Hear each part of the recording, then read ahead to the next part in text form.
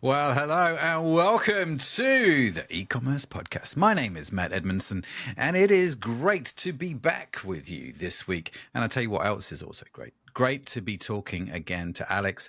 If you're a regular to the show, you will know that Alex has been on before, just over a year ago. And we thought it would be great to catch up with all things Alex going on at Couch.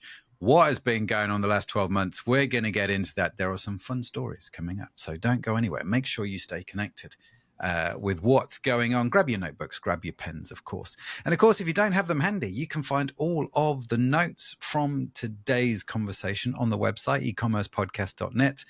They'll be on there. If you're subscribed to the newsletter, they will be in your inbox. And if you're not subscribed to the newsletter, why not? What's wrong with you? Get on the newsletter list. It's a great place to be, especially now we've revamped it. That is the best marketing I've ever done, Alex. Wow. It's like those under new management. Yeah. Those signs you see. Yeah. You're like, all right, I'll try the pizza one more time. Yeah. Under new management. I love that. We definitely might need that on the podcast after me insulting people that aren't connected to our email list. But hey, at least it's memorable, right? At least it's memorable. But welcome to the show, man. It's great to have you back. How are you doing? I'm doing well. Now, I've never been invited back to a podcast, so I don't know what you're thinking, but here I am for round two. I tried to wear the same shirt for continuity, but I just put it on. No, I tried. Okay. But it was too wrinkly. It was wrinkly. It was too... I think we're in the same recording location. I kind of remember the gold and blue behind you from last time. Yes, and I remember the purple LED Wonderland that you've got in your house. Recording studio or wherever you are. Yeah, totally, man. It's a wonderful place to be. The purple land of Matt.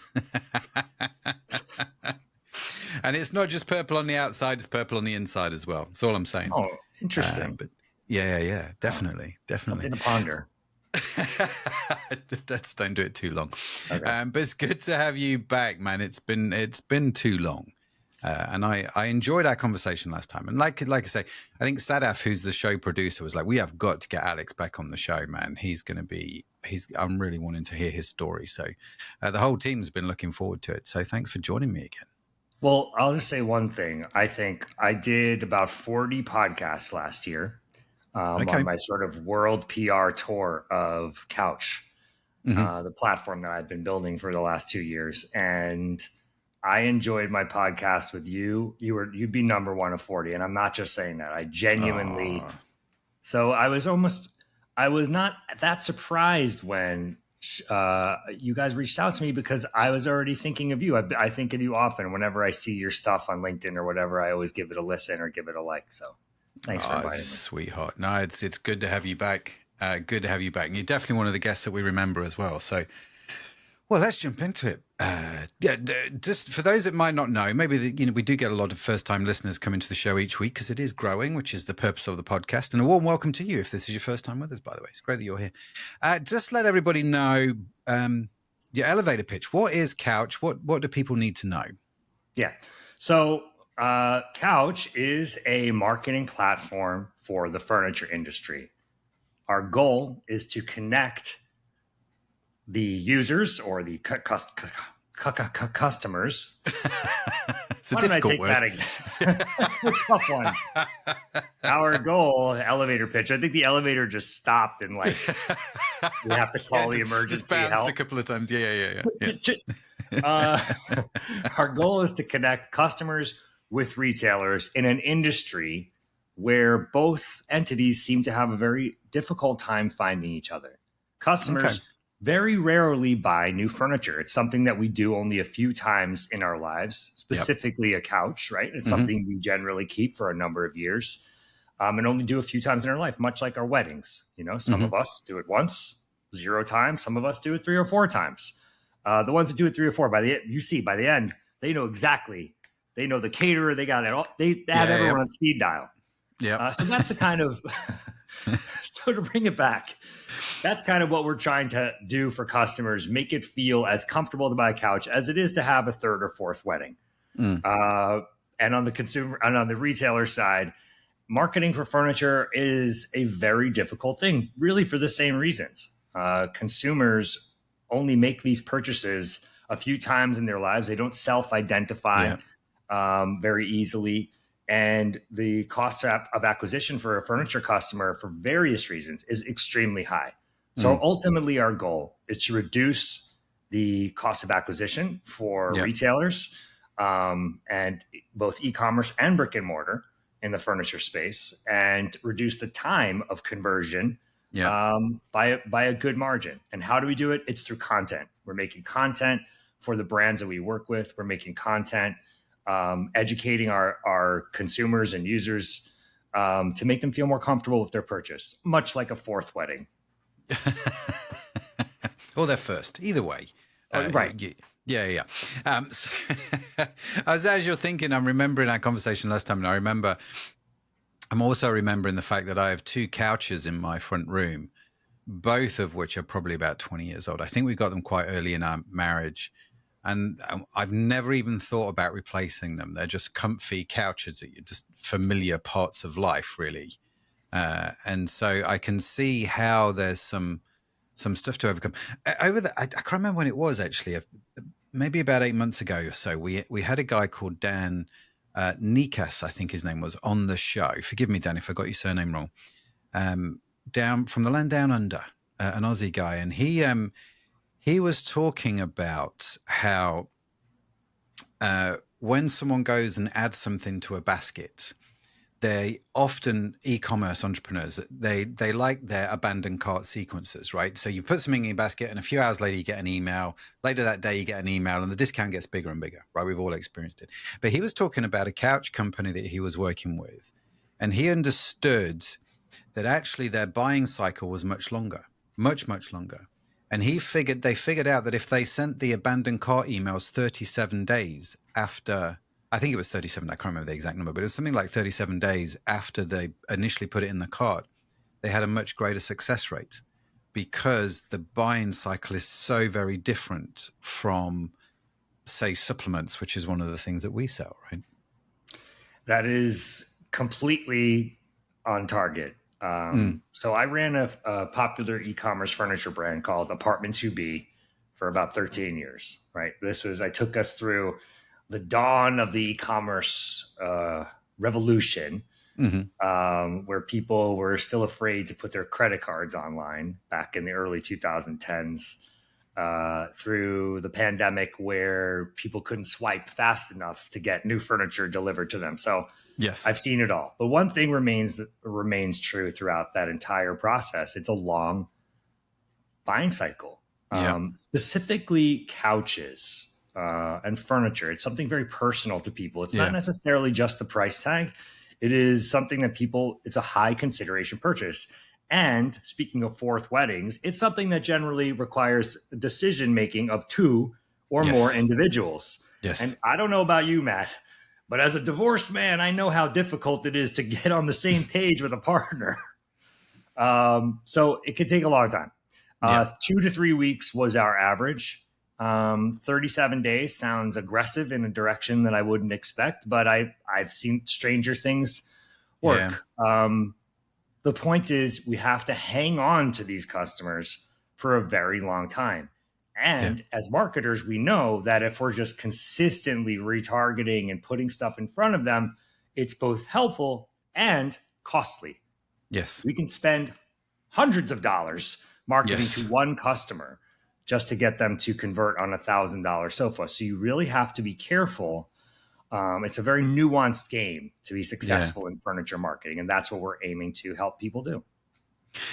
So you've decided to do this with Couch, and you're doing that through content, educational content. You're doing brand reviews. You're doing comparisons. I see there's a lot of videos and stuff now on the site. What have you discovered, I suppose, over the last 12 months, content-wise, that's really working for you guys? So I think the brands that we've worked with, so we make content for brands, right? Whether that's a product review or something where we needle in on some of their top value propositions, in-store visits for some of the brick and mortar. One of the biggest brands in the world is Ashley Furniture. We recently shot something for them where we go to their store. we and me, I'm sort of the host Hmm. of for better or for worse, of most of the content that we have, and through my expert eyes, going through the store and evaluating my visit there, talking to employees, getting everybody talking and laughing in a very authentic way, but all centered around one specific narrative that they are trying to push, almost as a PR Yeah. related piece, which is Ashley Furniture for the last 15 years has been known as a more promotional, red, cheap version of other furniture that's out there. Right. And they've made a big push to make it actually a lot better quality over the last few years. But they have the stigma attached that's going to Right. require sort of years of PR and changing consumer sentiment. Yeah. So to have third party authorities like us go out there and tell a story that isn't them saying, please trust us, we swear this stuff is nice. I go into that store, I sit on it, I tell people what I like about it, what I don't. I tell them, I Hmm. show them specifically where the value is. And this is an example of the type of content that we make for other brands too, where we basically show very clearly to people who otherwise aren't connecting the dots to their either customers are in the funnel or not yet in the funnel. We show Hmm. these people what's best about this product or the Hmm. brand. Here are the value propositions that I see as an expert that you should see as well. Very much in the way that you have a podcast that guides people through certain topics and dives deeper into things that they may not have thought as much about and makes them more Yeah. comfortable with it. Yeah. No, that's true. And are you doing this like for Ashley? Are you doing this content creation on behalf of Ashley, or are you doing this as like user generated content, like an independent third party, or is it some kind of mashup between the two? They are lining my pockets, my friend. I am for hire. Okay. I just want everybody to know if you pay me enough. No, no, it is paid. It is a paid collaboration. Hmm. Um, we've done a mixture of both. I mean, we're a for profit entity. I believe that we're providing a service, and it's a very nuanced thing, right? Like we want to be careful so as not to just just seem like we're all sponsored content. Yeah. What we do is point out, a pretty real and authentic view of what companies do best. Yeah. Just much like I don't know. Have you ever seen the show Diners, Drive-ins, and Dives? This is like No. as American as it gets. Okay. So I it's this should guy. definitely watch it. Yeah. Well, should you? I don't know. No, it's very popular.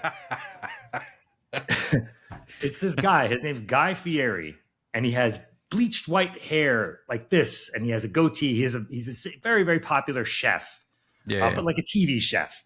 He goes around to the diners, drive-ins, and dives, like dive restaurants around the U.S.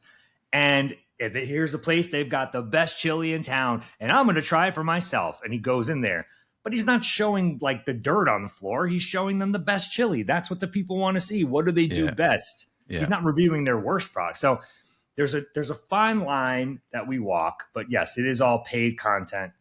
We've tried to do it. We do flat fee sometimes on a performance based Hmm. model. So yeah, I can get into the details of that, but that's a little bit less interesting. So what have you? I'm curious in terms of you're trying to take this brand Ashley and reverse maybe the sort of the bargain feel that it's got about it, right? So you're trying to sort of rewrite the narrative in people's heads. The immediate comparison I have here in the UK is there's a car brand called Skoda. And when I was a kid, Skoda was like the worst brand. I grew up never ever wanting a Skoda. You just associated that car with like, I can't afford anything else. I'm going to go buy a Skoda kind of thing. Um, Skoda's in a very different place now, very different brand. It's like Volkswagen kind of, own it. There's a very different feel about it. It's a good family car. It's got a good branding about it. And you look at that and you go, that's a really interesting change they've managed to do. And so I'm curious for you, right? You look at something like Ashley and they say, well, we need some content here. What's the strategy that you have to get them from where they are to where they want to be with their content? What kind of things would you think about there? Well, first of all, we have a few similar brands in the car industry. Kia is one of them that has taken a 25-year, still on the path of a 25-year transformation. I think, first of all, luckily, people know less about furniture than they do about cars generally.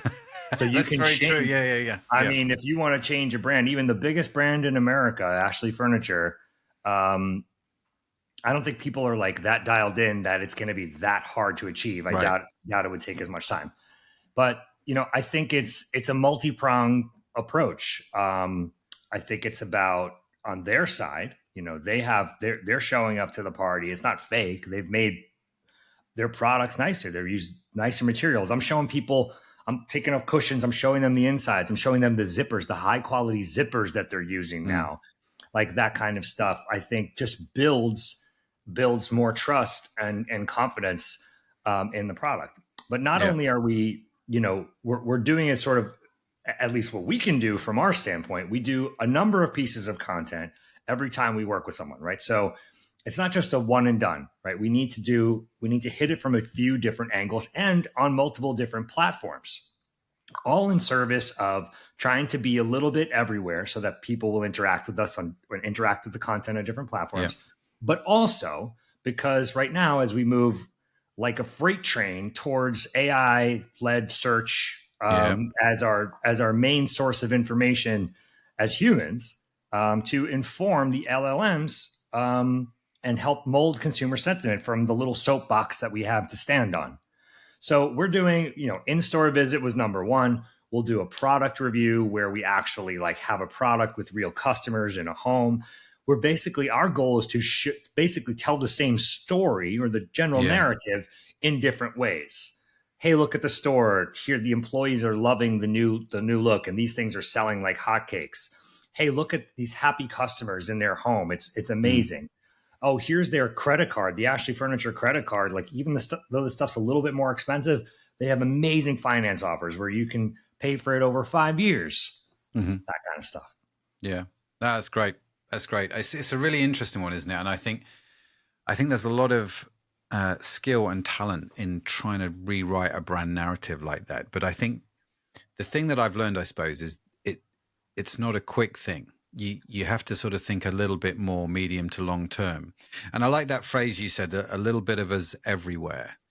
Like you're doing all these different sort of pieces of content in different locations. Do you think that's still important? I do. Well, yes.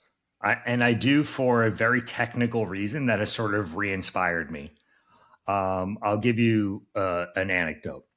The anecdote or story behind my current thought process is that some point last year I said, man, we're not posting on social media anymore. Our engagement, furniture social media engagement is abysmal for any Mm-hmm. brand. It's like, it's it's just not there are certain brands that do a good job of it, but it's a bit too abstract to Yeah, be yeah, yeah. interesting on a regular basis to people other than who are shopping that day. Okay. So that's an example of a decision we made. However, the way things are working with LLMs and AI search, we've seen a lot of success posting on different platforms. For instance, YouTube. YouTube, I saw in the beginning of our strategy as a means of getting more traffic to our website, Yeah. of boosting our organic ratings, organic rankings, simply by having YouTube videos on most of the articles that we have. Yeah. When in fact, it is the YouTube videos themselves that have been ranking in Google searches far better than a lot of our content. And Yes. perhaps more importantly, informing LLMs. Yeah. So I saw a whole seminar about LLMs and sort of where they get their information. Wikipedia being still the Mm-hmm. vast majority of information sources for LLMs, but Reddit and YouTube being second and third, Yeah. and very close to one another. Even though you can kind of put whatever you want out there, even if it's completely untrue, it still Yeah. seems to be considered very heavily, even over a niche publishing site like Couch is. Yeah. So the YouTube videos themselves and some of the social media content we'll put out there now, because we've kind of started dabbling back into that, is informing the LLMs and ultimately changing answers to questions like, is Ashley furniture good quality? Yeah. Our stuff that we've written about that is showing up and is changing and molding the sentiment behind it. That's really incredible.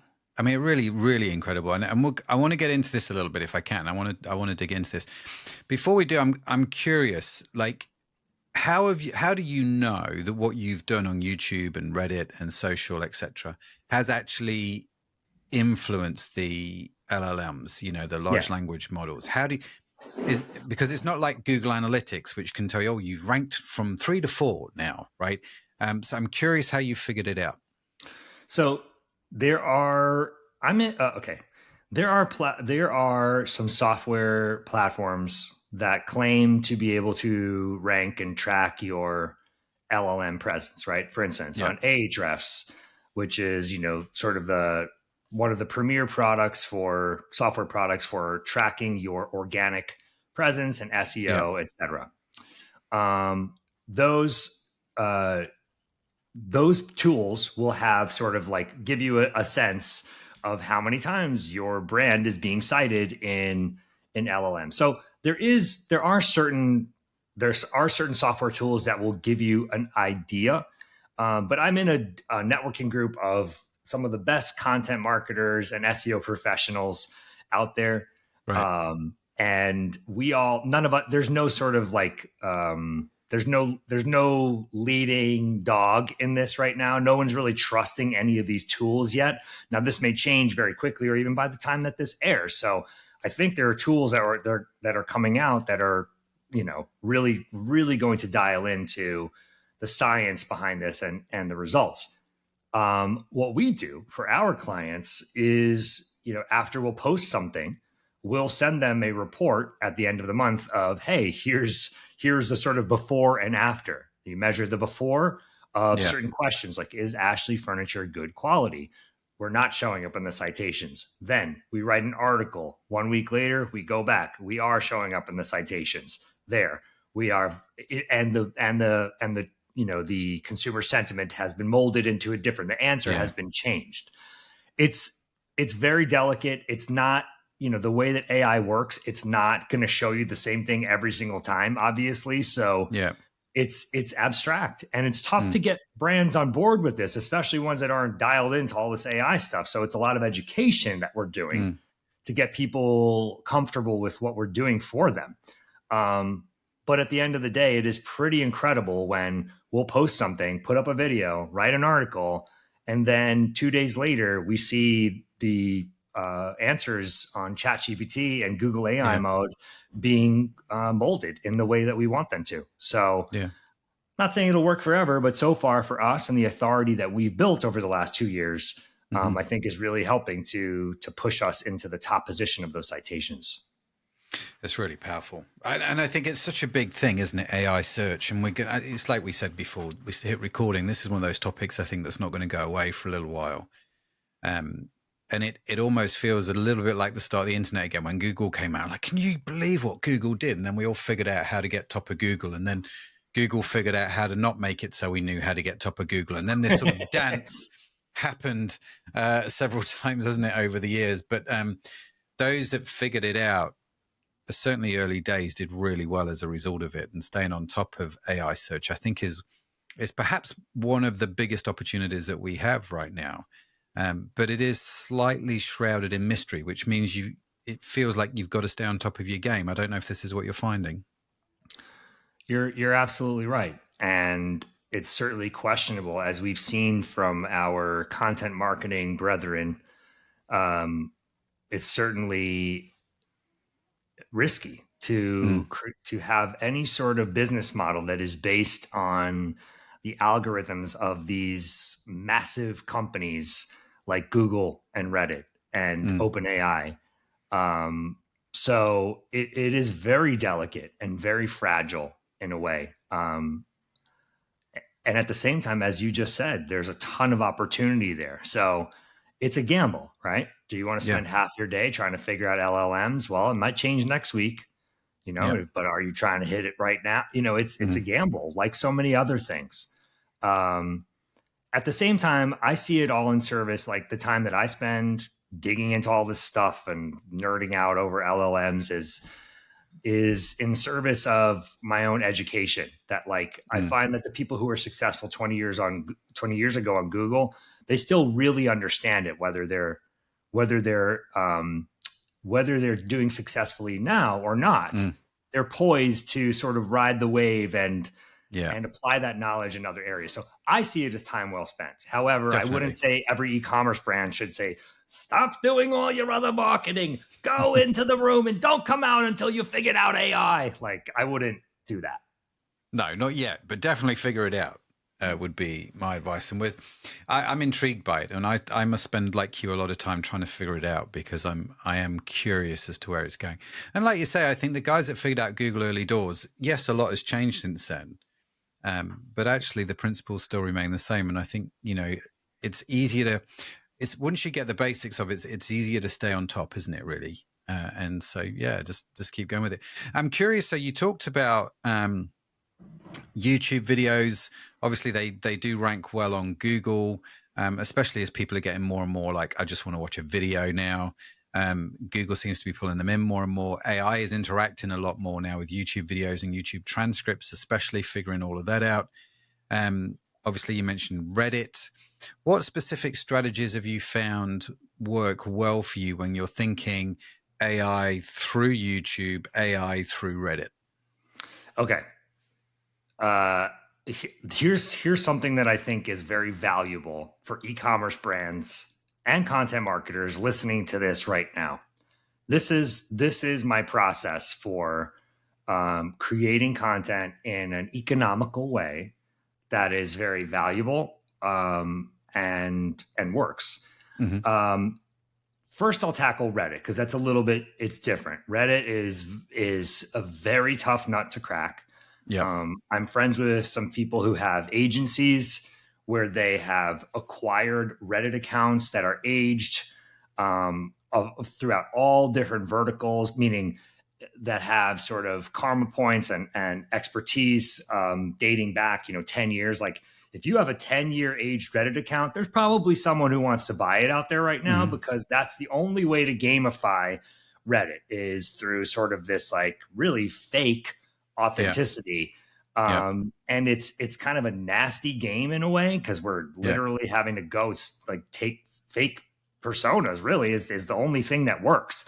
Because as soon as you go on there as a brand and you say anything that somebody doesn't like or they think is overly promotional, you're done.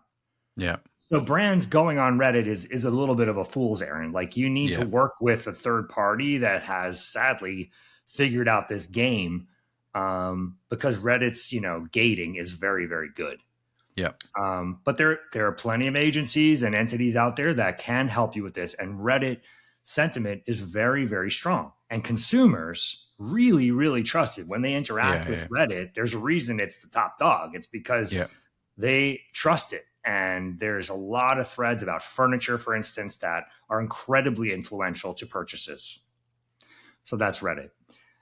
Here's the way that I do YouTube content and content in general.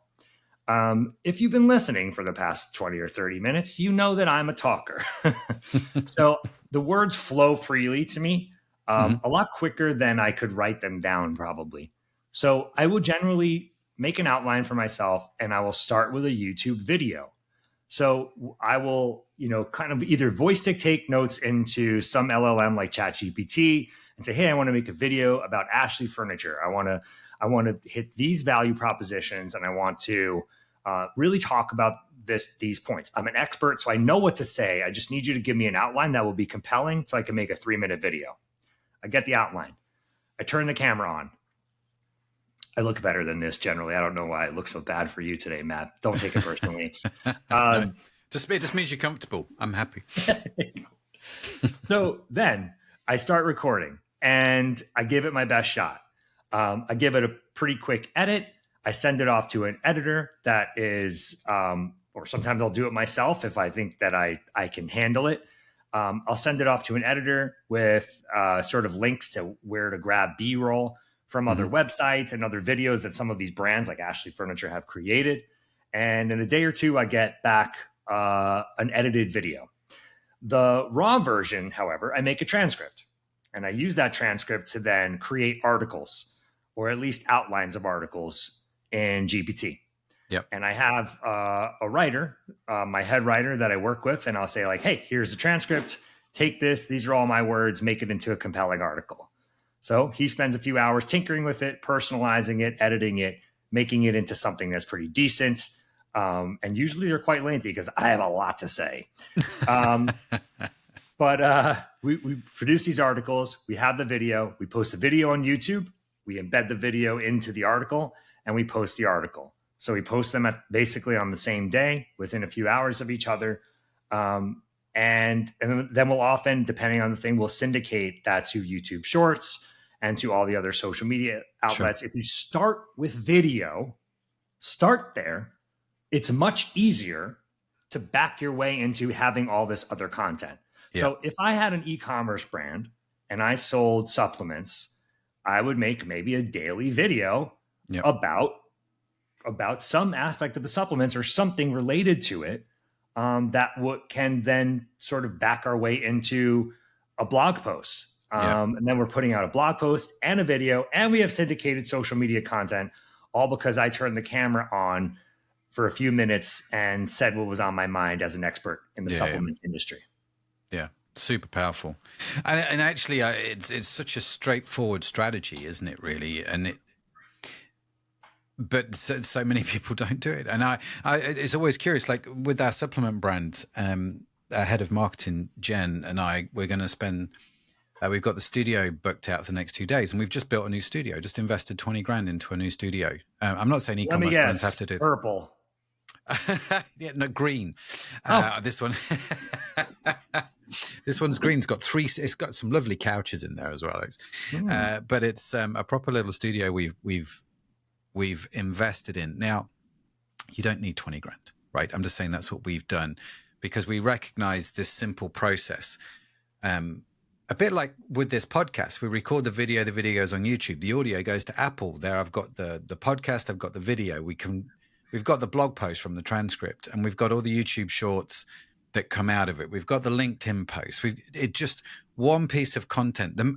I mentioned his name earlier, but the master of this, I think, is at the moment seems to be Alex Hormozy. So from one long piece of content, he gets around 150 pieces of content, which he can just is a machine, and he's in your feeds all the time. And you just think you just must record lots of content, but he reuses everything really, really well.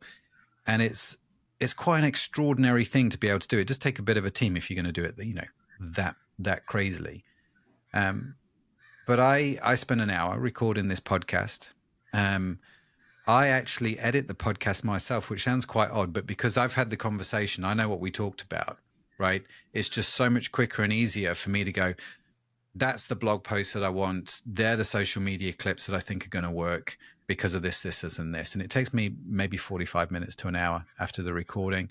So within 2 hours, I get all of these pieces of content that we can use over and over again, because let's face it, even, especially with my voice, people have forgotten 60 seconds later what I said. So I can show them the same clip the next day and they won't even remember it. They're like, oh, there's that fresh clip. But the strategy is just really simple, isn't it? It's just that start here with the video and it gives you all of this other stuff, which you can then use. And I love how you use AI to help you get the structure or the outline at the start. You've understood that actually AI can be really helpful here.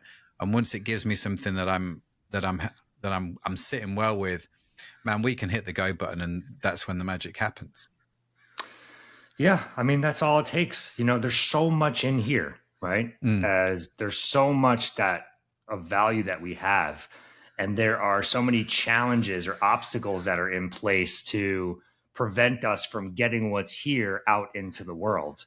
Yeah. And for me, what's worked for me is just while I'm driving or generally doing something else because I have ADHD, going like this and saying like, okay, outline for this, blah, blah, blah, blah, blah. And then I have it. Yeah. And you go from there. Finding the starting point is super important. The entry point into getting this and getting that first piece of content that you can then syndicate and use in other ways. Yeah, super. One of the things that I do, and which listener may find helpful or not really, I have an app on my computer. If I'm sat down at my computer, I've got this app called Aqua Voice. There's a few of them now, and it sort of transcribes what you're saying, and it's all very accurate. And so I will have Claude or whatever your AI of choice is, and I will say, right, this is what I'm thinking I'm going to do in this piece of content. I want you to tell me what you think. I want you to act like someone who listens to the show, right? That maybe they're this type of person or this persona. What would they think? And so ChatGPT will then come back and tell me what it thinks. So quite often, staff will walk into the office and they'll find me talking to the computer. They think I'm on the phone, but I'm having this conversation back and forth with the computer because I find it much easier than typing.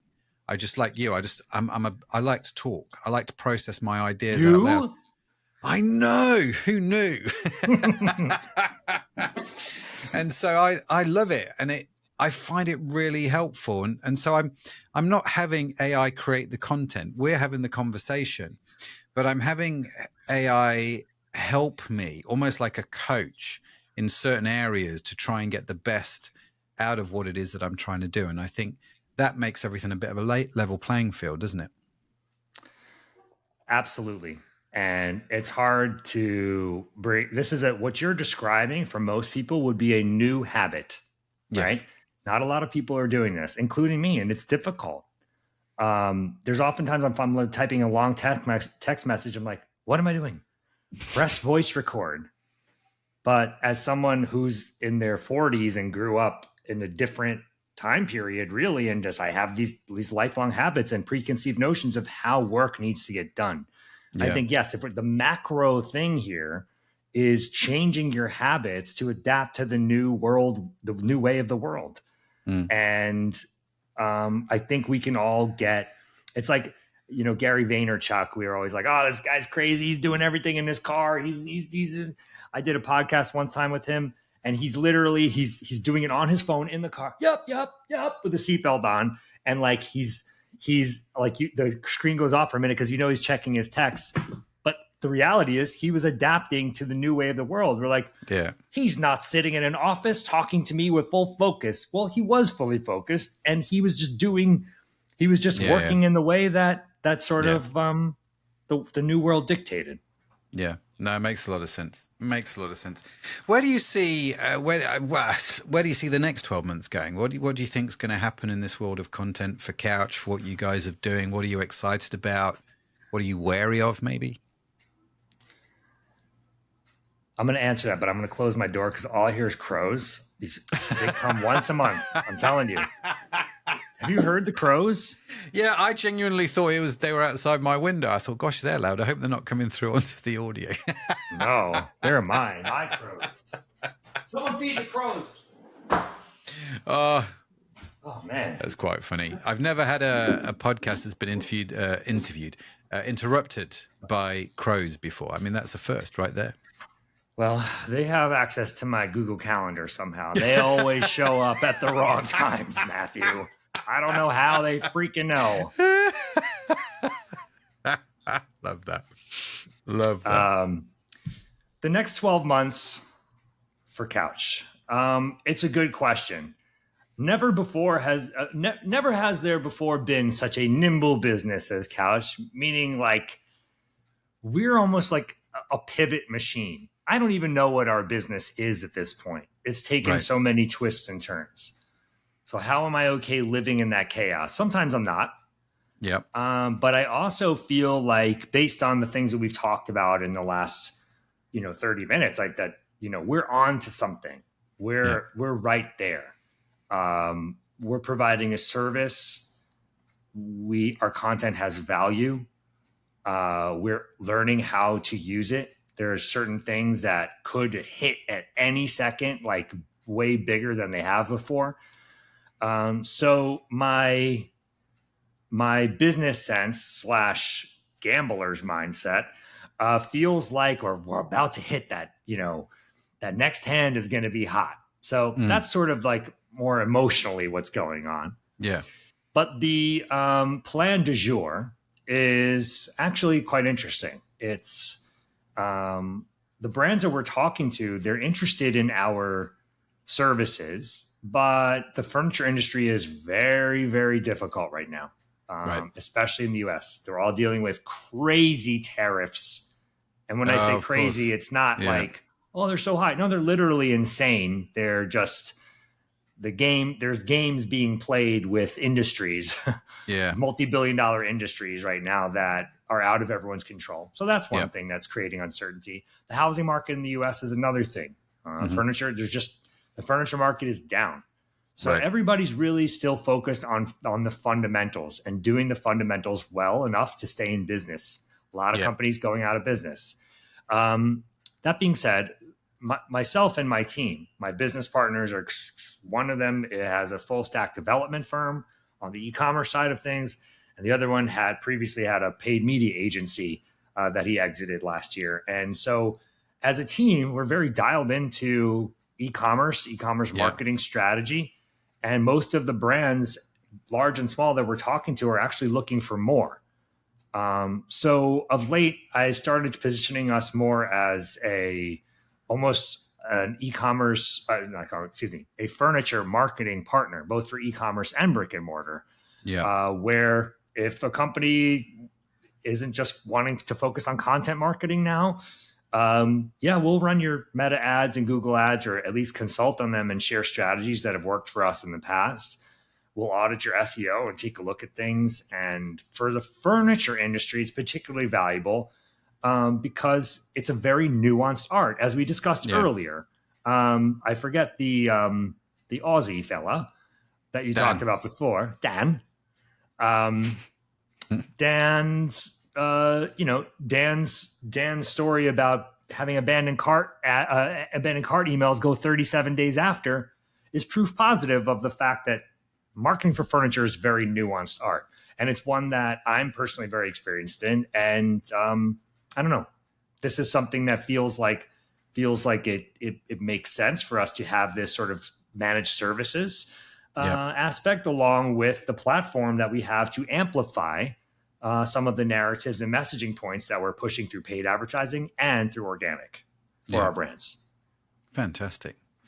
I love it. And as you're busy, as you're talking, I'm busy writing down my notes here.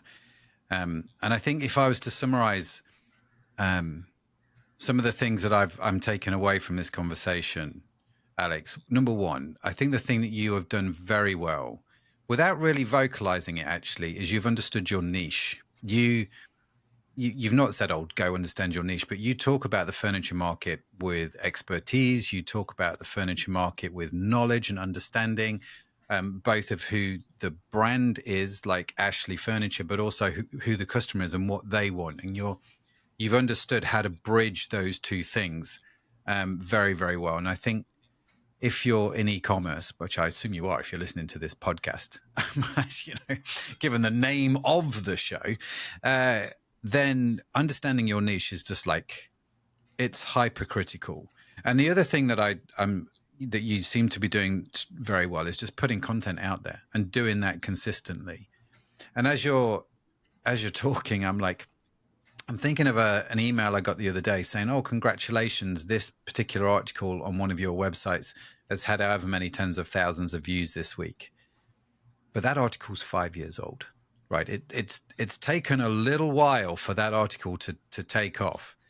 Some of them do it quicker, some of them don't ever take off. But there's this thing about consistency, isn't there? That where water hitting the wave, the water eventually wins. The water hitting the rock, the water eventually wins, right? Over time. And the third thing I love is, what did you call yourself? We are a pivoting machine. And I love that you're adapting. You understand the market and the times that you're in, and you're adapting in so many different ways. And I think there's such powerful lessons for all of us in e-commerce. Yeah. I mean, look, if you have a formula that works, fantastic. My former business, we were extremely successful, just ground and pound. We kept doing the same thing that worked over and over, and that was successful for us.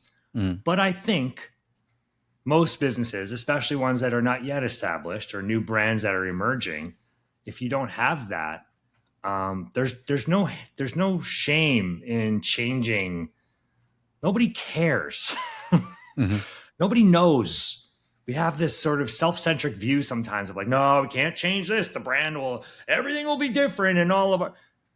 I don't think anybody really cares. If you have a supplement company and people are not hot on fish oil anymore, and you need to switch over to biotin, well, you can switch over to biotin. I'm here Yep. to tell you, nobody really cares. Even if they know you as the fish oil people, you can do it.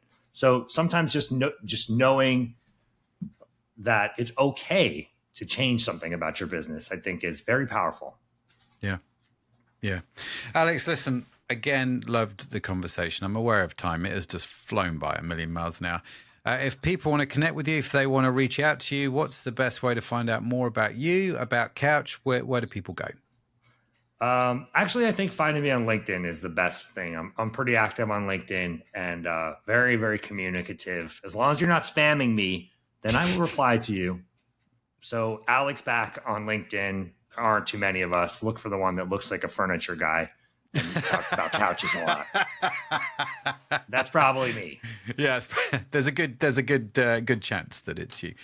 We will, of course, link to Alex's LinkedIn in the show notes, which will be either below the video if you're watching on YouTube, or they'll be on the podcast platform of choice which you're listening to this on. And of course, they'll be in the email if you're subscribed to that email. And if you're not, why not? My best marketing line ever, said Matt. Now, Alex, really appreciate you, man. Appreciate the conversation. Thank you so much for coming on again. Absolutely loved it. My pleasure. See you next year. Oh, yes, absolutely. We should do this again. But ladies and gentlemen, thank you so much for joining us. That's it from me. That's it from Alex. I hope you have a phenomenal week wherever you are in the world. I'll see you next time. Bye for now.